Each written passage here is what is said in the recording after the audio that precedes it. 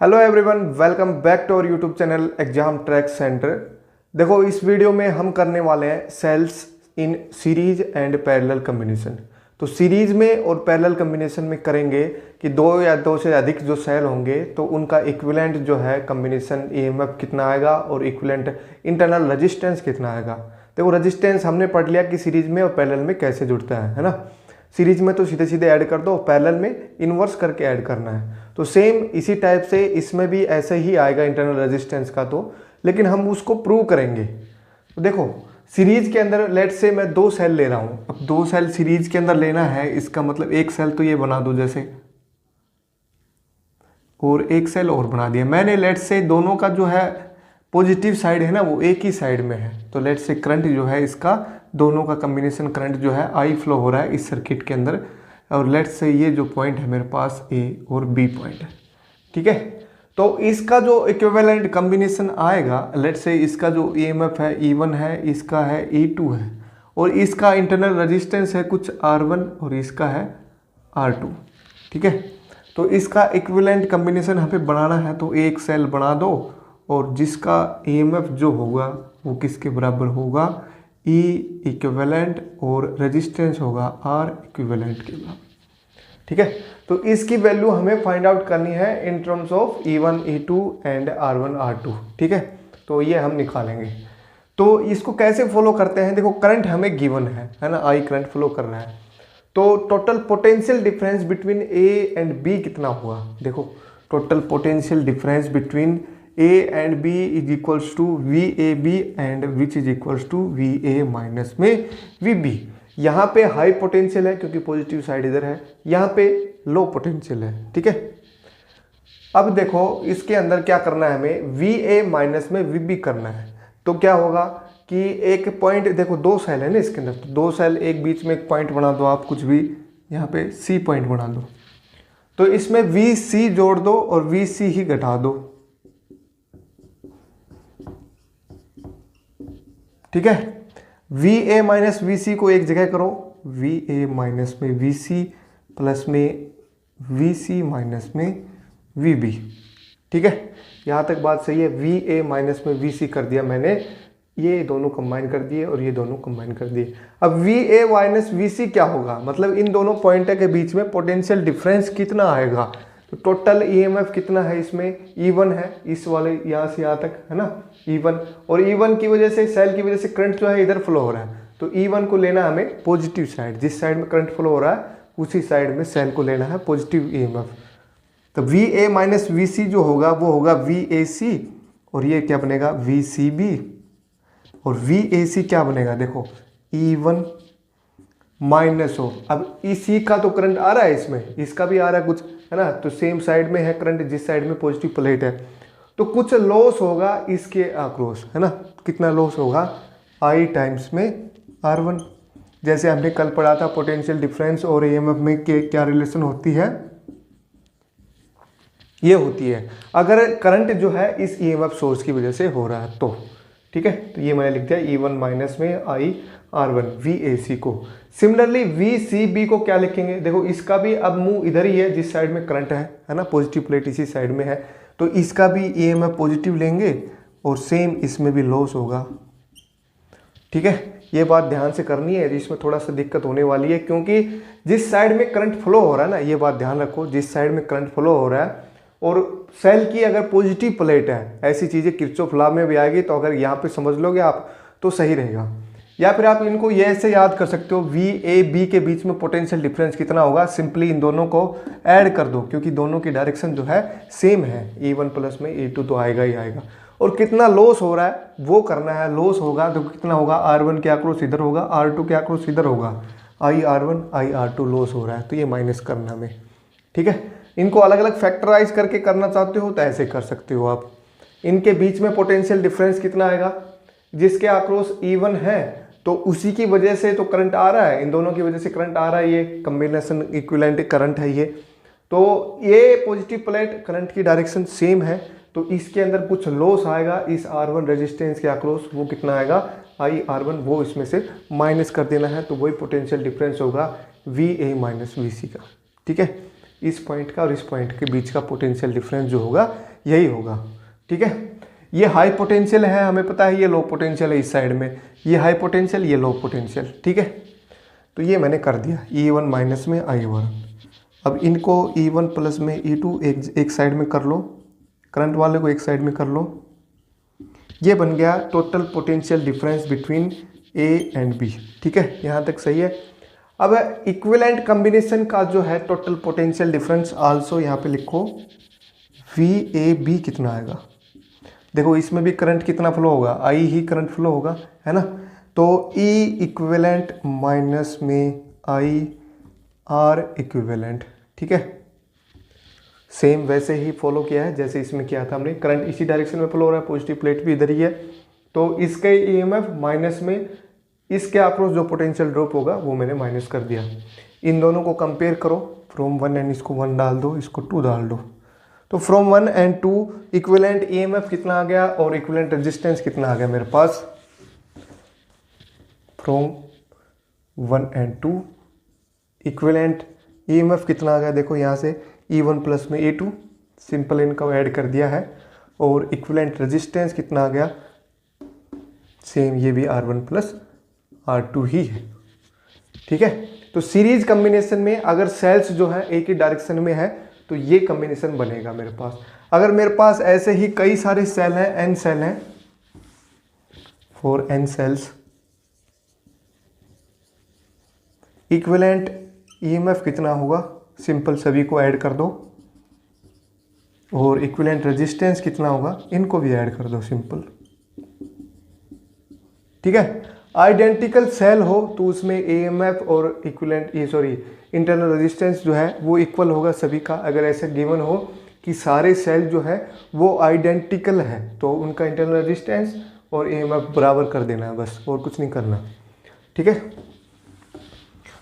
Question ने ऐसे derivation आता है, इसके ऊपर क्वेश्चन आने के चांसेस तो कम होते हैं। ये जो अगर आप ढंग से समझ लोगे तो किरचॉफ लॉ में आपको आसानी होगी। किरचॉफ लॉ अगर आगे पढ़ेंगे तो उस पर क्वेश्चन आता है। अब देखो, अगर इसमें थोड़ा सा मैं चेंज कर दूं, अब क्या करूं कि इसको मैं थोड़ा सा अपोजिट डायरेक्शन में कर देता हूं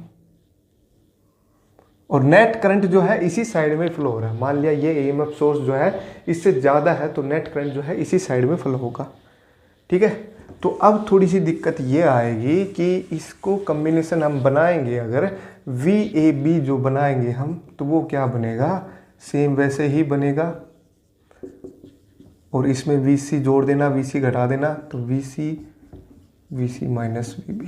ठीक है, अब यहाँ पे VA माइनस VC जो होगा वो क्या होगा, सिंपल वही होगा जो पहले किया था हमने, E1 माइनस में IR1, क्योंकि इसका तो सोर्स वैसा ही है और करंट की डायरेक्शन भी वही है। ठीक है, इसमें अब दिक्कत ये होने वाली है क्योंकि ये जो करंट फ्लो हो रहा है किसकी वजह से हो रहा है, इसकी वजह से, क्योंकि इसकी वजह से होता तो करंट इस डायरेक्शन में आता, है ना।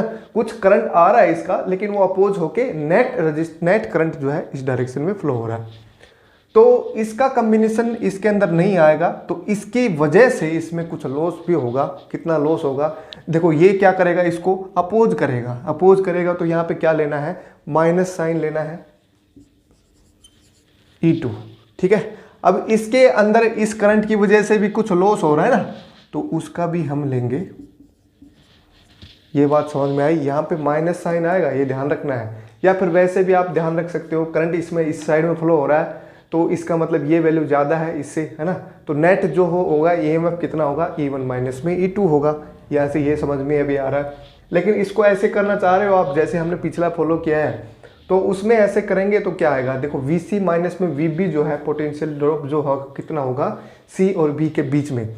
अब C जो है लो पोटेंशियल होगा, ये हाई पोटेंशियल हो गया इसके अंदर, तो उल्टा होगा, करंट इसमें इधर फ्लो हो रहा है और इसका जो करंट होगा वो इधर फ्लो होगा, तो अपोज कर रहा है तो EMF माइनस साइन लेना है। ठीक है, और रेजिस्टेंस है तो कुछ ड्रॉप तो होगा ही, है ना। तो ड्रॉप होगा तो मतलब कुछ लॉस होगा पोटेंशियल का, तो कितना लॉस होगा, माइनस ऑफ IR2। ये बात समझ में आई होगी तो कमेंट करके जरूर बताना मेरे को। अब यहाँ पे नेट इसको EMF को एक साइड में करो और रेजिस्टेंस को एक साइड में कर दो। ठीक है, और नेट इक्विवेलेंट रेजिस्टेंस और EMF जो है मैंने सर्किट ये बना रखा है सेम वही, तो also VAB will be E equivalent minus में आई आर इक्विवेलेंट, इन दोनों को कंपेयर करोगे तो ई इक्विवेलेंट यहाँ पे बनेगा E1 माइनस में E2 एंड आर इक्विवेलेंट बनेगा R1 प्लस R2। ठीक है, तो जिस साइड में करंट फ्लो हो रहा है ना, तो उसके EMF में से बाकी सारे जो अपोजिट साइड में हैं उनको माइनस कर दो, वो नेट EMF आएगा। E2 का जो है वो उधर है मूव, और E1 का इधर है, और इसी की वजह से करंट जो है इसके अंदर आ रहा है। अगर करंट की डायरेक्शन इधर होती ना, इधर इस साइड में नेट करंट की डायरेक्शन मान ले इधर होती, तो यहाँ पे क्या आता, E2 माइनस में E1 आता, क्योंकि कॉम्बिनेशन जो है ये EMF ज़्यादा होता है, ये कम होता है, इसकी वजह से करंट इधर जाता है, इसकी वजह से इधर, और नेट करंट जो है इधर जा रहा है, तो ये ज़्यादा है ये कम है, कितना ज़्यादा है वो हमें देखना पड़ेगा E2 माइनस में E1 करते फिर हम। ठीक है, इसको ज़्यादा कंफ्यूज नहीं होना, जो मैंने करवाया वही कर लो बस, ये वाला। ठीक है, ये हमने कर लिया। अब पैरेलल कॉम्बिनेशन हम करेंगे इसका। अगर सेल्स जो है पैरेलल में हो तब जो है equivalent capacitance, sorry equivalent EMF और इक्विवेलेंट रेजिस्टेंस जो है क्या आएगा, cells in parallel. Parallel combination आपको पता होता है कैसे होता है ना, तो सेम वैसे ही बनाना कॉम्बिनेशन जैसे हमने सीरीज में बना, रेजिस्टेंस के केस में बनाए थे।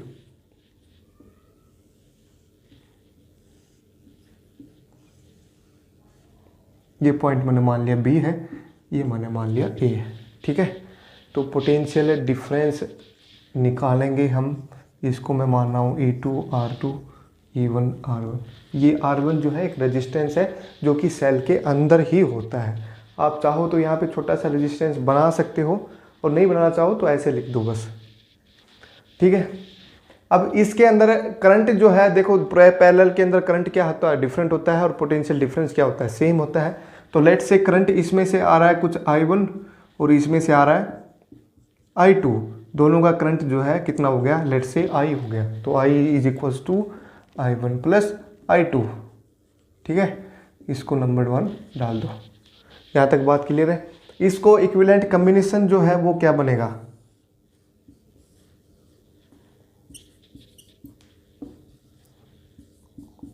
E equivalent R equivalent. ठीक है, एक सेल बनाना है इन दो सेलों का में, तो एक सेल जिसका EMF E इक्विवेलेंट है और रेजिस्टेंस जो है R इक्विवेलेंट है, इंटरनल रेजिस्टेंस। तो इनकी वैल्यू हमें निकालनी है in terms of E1 E2 R1 R2। ठीक है, तो क्या करो, पोटेंशियल डिफरेंस देखो, पैरेलल के अंदर पोटेंशियल डिफरेंस जो है सेम होता है ना, तो यहाँ पे लिखो let V be the potential difference between A and B। ये है पोटेंशियल डिफरेंस। ठीक है, A एंड B के बीच में पोटेंशियल डिफरेंस जो है V है, तो V कितना होगा यहाँ से बताओ जरा मेरे को। देखो करंट इसमें इस साइड में आ रहा है और EMF भी इस साइड में है, तो EMF प्लस लेंगे हम, E1 माइनस में कुछ ड्रॉप होगा इंटरनल रेजिस्टेंस में, करंट कितना आ रहा है यहाँ से I1। ठीक है, आल्सो नीचे वाली ब्रांच में भी पोटेंशियल डिफरेंस कितना होगा, V ही होगा। यहाँ से इन दोनों के बीच में V होगा, इन दोनों के बीच में भी V होगा, इन दोनों के बीच में भी V होगा, क्योंकि पैरेलल में है दोनों, है ना। इसका भी EMF जो है इसी साइड में है और करंट भी इसी साइड में फ्लो हो रहा है, तो प्लस साइन लेंगे E2 माइनस में I2 R2। ठीक है, अगर ये अपोजिट साइड में होता ना तो माइनस साइन लेते हम।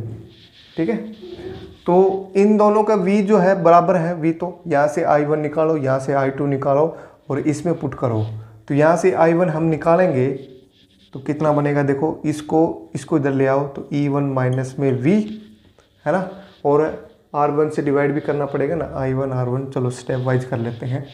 अब यहाँ से I1 हम निकालेंगे तो क्या बनेगा, E1 माइनस में V डिवाइड बाई R1।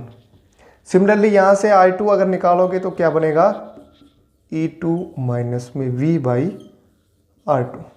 ठीक है, यहाँ तक बात क्लियर है। इन दोनों को ऐड करके इसमें पुट करो, तो I जो करंट होगा ना वो कितना होगा, यहाँ से बताओ I कितना होगा। सॉरी, पहले यहाँ पे potential difference between A and B जो है वो V ही रहेगा, क्योंकि ये पैरेलल कॉम्बिनेशन में थे सारे, तो V ही रहने वाला है।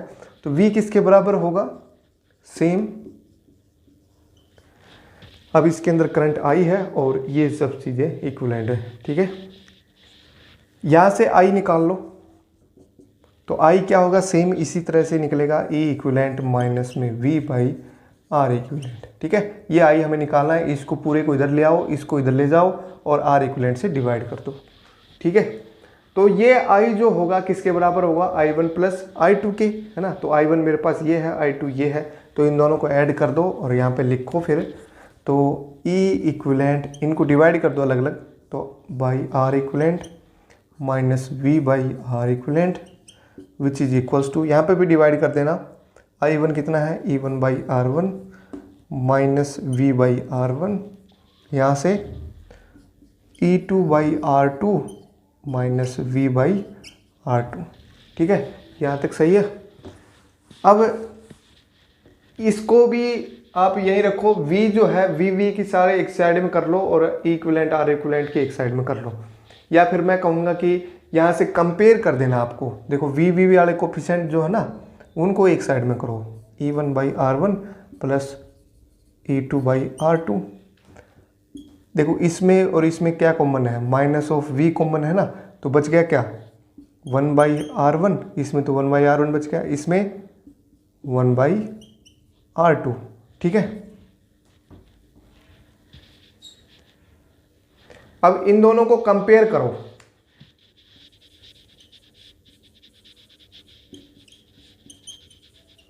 तो इन दोनों को कंपेयर आप करोगे तो देखो ये बन गया अपना ये वाला हिस्सा, और V के साथ जो कोफिशिएंट है वो बच गया ये। तो कंपेयर करने के बाद ये पता लगा कि 1 बाई आर इक्विवेलेंट जो है ये है 1 बाई R1 प्लस में 1 बाई R2। जैसे पैरेलल कॉम्बिनेशन में रेजिस्टेंस ऐड होते हैं सेम वही है। तो इन दोनों का एलसीएम अगर लोगे तो ये बनेगा R1 प्लस में R2 divide by R1 R2। तो R इक्विवेलेंट मेरे पास आ गया यहाँ से R1 R2 divide by R1 plus R2। ठीक है, E equivalent by R equivalent किसके बराबर होगा, E equivalent divide by R equivalent, ये वाला हिस्सा जो है किसके बराबर होगा, इसके बराबर होगा, सॉरी इसके, पोटेंशियल वाले जो है ये वाला, ये है पूरा हिस्सा, तो V तो इसमें भी है और बच गया हिस्सा जो क्या होगा 1 बाई आर इक्विवेलेंट, ये मैंने कंपेयर कर दिया, और बच गया ये वाला हिस्सा, ये इसके बराबर होगा, तो ये मैंने बराबर कर दिया।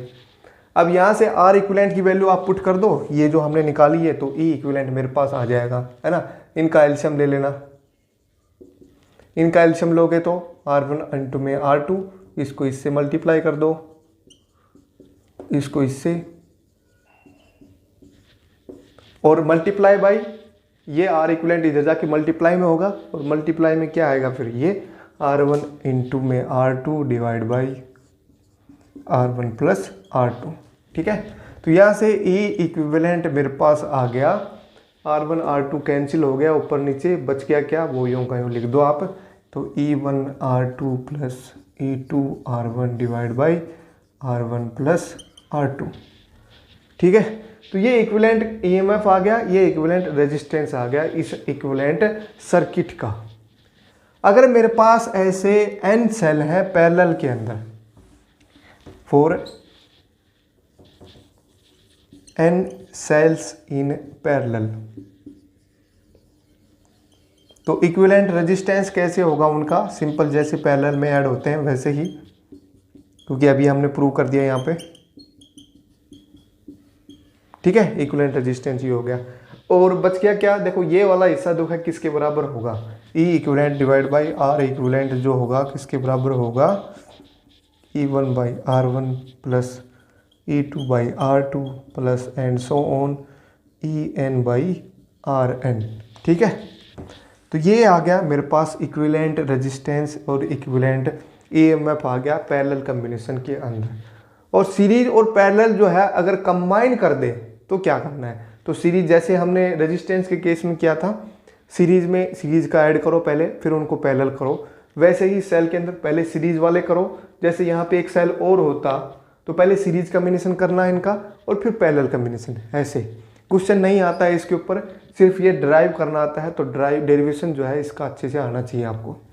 ठीक है, इक्विवेलेंट रेजिस्टेंस और इक्विवेलेंट EMF का ये 2021 का जो बैच है इसके अंदर तो ये सिलेबस में हटा दिया है, बाकी जो पुराना सिलेबस था उसके अंदर ये सिलेबस में था, तो ये आपको करना है अभी।